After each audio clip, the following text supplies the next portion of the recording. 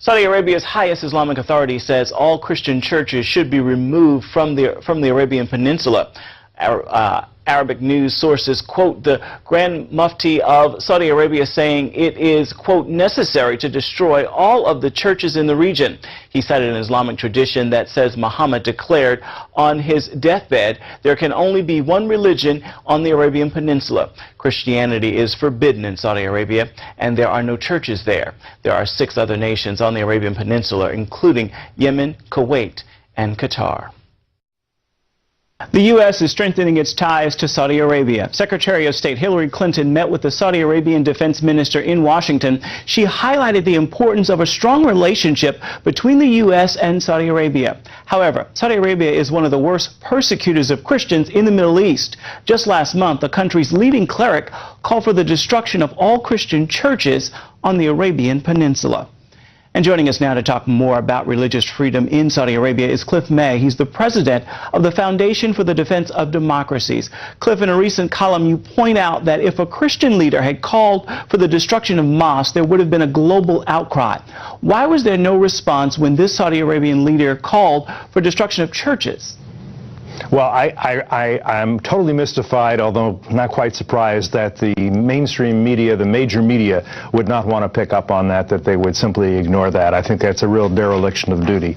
For diplomats, for government officials, well, it's more complicated. They're trying to maintain good relations with the Saudis, and if they start to complain about things like that, that'll complicate those relations, so they don't do it. But the media really have a responsibility, it seems to me, somebody who comes from more than 20 years in the media, to report that, even if it's inconvenient to a lot of people. Well, Saudi Arabia will not allow Christian churches, but isn't it financing the spread of Wahhabi Islam throughout the world, including the U.S.?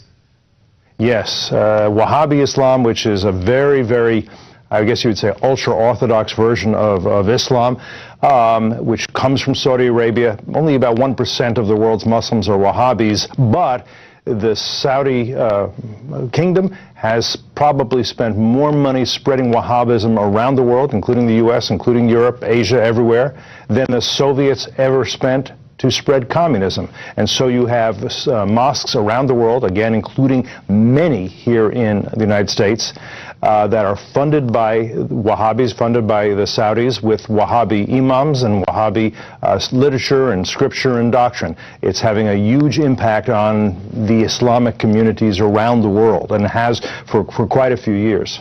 How are Christians treated in Saudi Arabia? Well, Christians may not have churches.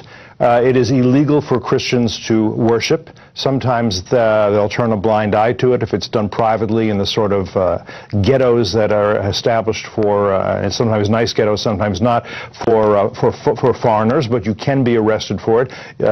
If a Saudi citizen wanted to convert to Christianity, that would be a capital offense. They could easily be sentenced to death. And of course, there are no, as I say, there are no churches, and what is somewhat new is the Grand Mufti, which is the supreme religious authority and part of the government in Saudi Arabia, is saying, well, there really can't be churches not just in Saudi Arabia, but anywhere on the Arabian Peninsula. This comes from a hadith, a saying of the Prophet Muhammad, and therefore, if there are churches in Kuwait, as there are, for example, or in the United Arab Emirates or anywhere else in that kind of region, and it's not quite sure how he defines the region, but the peninsula writ large, they probably shouldn't be there, should never have been allowed in the first place, and yes, they should now be demolished. To not demolish them is to approve of them. To approve of them is to approve of blasphemy, and that would be a terrible sin. Real quickly, what can be done to encourage the Islamic kingdom to allow more religious freedom? Not a whole lot. There can be pressure and there can be attempts at persuasion, but the Saudis are the Saudi royal family, they're much more afraid of being accused of being too friendly with the infidel world, which, and by the way, taking infidels as friends to a Wahhabi, that itself is a sin. They're much more afraid of the terrorists than they are of anything we can do or that we can say. There have been some reforms. It's getting a little looser perhaps for women. There's talk of women being allowed to drive and hold more jobs. It hasn't quite happened yet. We'll have to see what happens after there's a succession. The current king King Abdullah is quite old. We may get a more conservative king would make it less so. There is not a lot we can do. The most important thing we should be doing is getting rid of our dependence on oil as a strategic commodity so we're not as beholden to the Saudis as we are right now. Indeed. Cliff May, thank you so much for joining us. We appreciate it.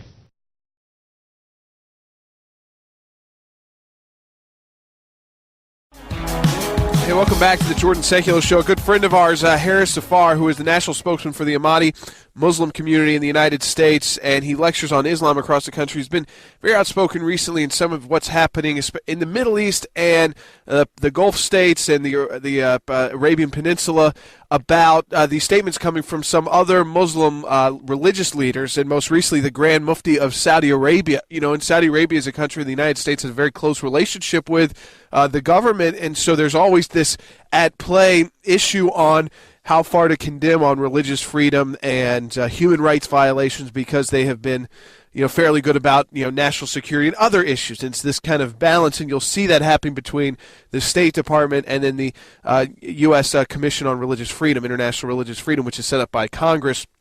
It was just renewed recently. But Harris has written about this for Washington Post on Faith, and talking about how this statement made by the Grand Mufti, and I'll let him talk about it as well. And Harris, again, as always, thanks for being with us on the Jordan Secular Show. Morning. Thank you for having me back.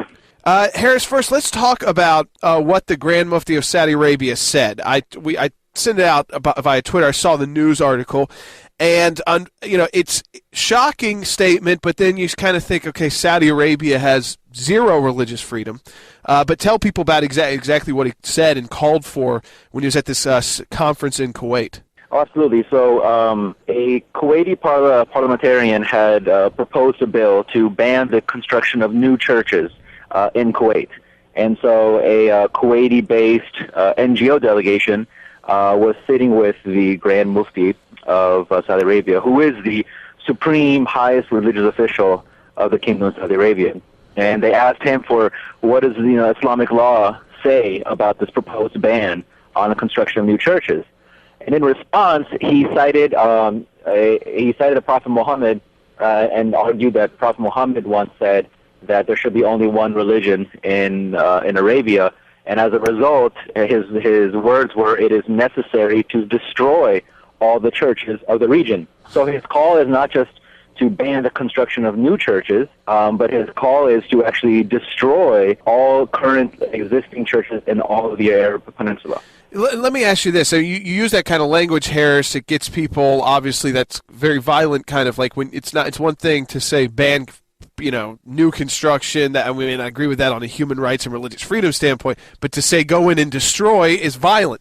But where's the reason? This is, I think, something educational for all the listeners here who are predominantly Christian, is when you talk about, when they hear this, they think, okay, there must be justification for this in the Quran, or in maybe it's the Islamic law that's somehow tied to the Quran. What is the reasoning behind these kind of statements made by someone like the Grand Mufti of Saudi Arabia, who doesn't just say, we shouldn't build more churches, but actually goes so far as to say we should destroy the existing ones? Absolutely, and it's alarming. So it's a very good question to be asking. Well, the Quran is very clear that it considers all religions to be divinely revealed, and all their founders are divinely appointed messengers, and we have to respect all of them. That's the tenet of Islam, is you have to accept all prophets: Jesus, Moses, Buddha, Confucius, Krishna, etc. Now, what they cite are some reported sayings of the Prophet Muhammad. And in this case, what he's saying is, say, the Prophet Muhammad on his deathbed or near his death said that, make sure there's one religion in Arabia, and that's Islam. Now, it's the same type of guidance that all prophets have given, that, I've given you the guidance, now stick with it. Don't pervert it, don't distort it, don't stray away from it. And that's the intention behind what the Prophet Muhammad said, which is, maintain Islam, which is a complete submission to God in the region. He never said, and prevent anyone else from practicing their faith. If anything, he allowed Christians to pray even in his house of worship during his lifetime, the Prophet Muhammad did. And so there's so many examples that disprove it, but what they typically do is take very controversial, sometimes misquoted, sometimes even fabricated quotes of the Prophet Muhammad and take that to be their law, even if it contradicts our highest source of knowledge, which is the Holy Quran. But even the Quran commands us as Muslims to defend all places of worship, where it says it specifically calls out churches, synagogues, temples, cloisters, and mosques. And because it says these are places wherein the name of God is oft commemorated, that we need to make sure that they are preserved and to defend those facilities. It's a complete 180 of what the Mufti is saying, which is calling for their destruction, for them to be torn down. And I think this is sometimes you can read the Old Testament in the Bible, which has got some language in it, which is got violent. It's got violent language in it, and the imagery, the descriptions, the stories. Of course, talking about a different time period.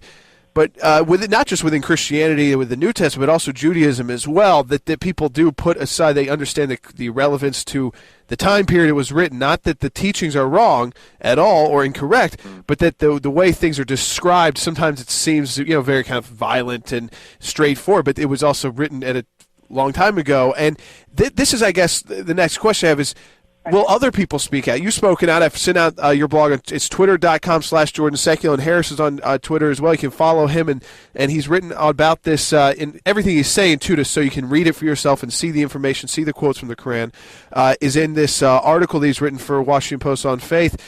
But do you expect others to follow suit? Why are we not maybe seeing more? Is it because people don't want to challenge Saudi Arabia and the strength in the Sunni world that they have, or is there some other reason about more people not speaking out? I think there are two things, Jordan. One is we even see a surprising silence on this matter from even the media in the United States. That's why I applaud you for bringing some attention to this. We don't want to wait until a church is actually destroyed and people are killed before talking about this. Let's talk about it now. And I've been surprised at the silence even in the U.S. Media on this issue. It's been nearly 2 weeks since the Mufti said this. But now within the Muslim community, I've also been surprised that whenever there's a threat to burn a Quran or to tear down a mosque or to ban the construction of minarets, Muslims are up in arms about this is a human rights violation. We need to be able to practice our faith. But then when the coin is flipped, it's this eerie silence, and I think it's hypocrisy. For me, I think, if I get theological for a moment, I think this is just a direct fulfillment of the prophecy of the Prophet Muhammad, where he said there will come a time upon the people, of his own people, when there will be nothing left of Islam but its name, nothing will remain of the Quran except its words. The mosques will be splendidly furnished, but will be destitute of guidance.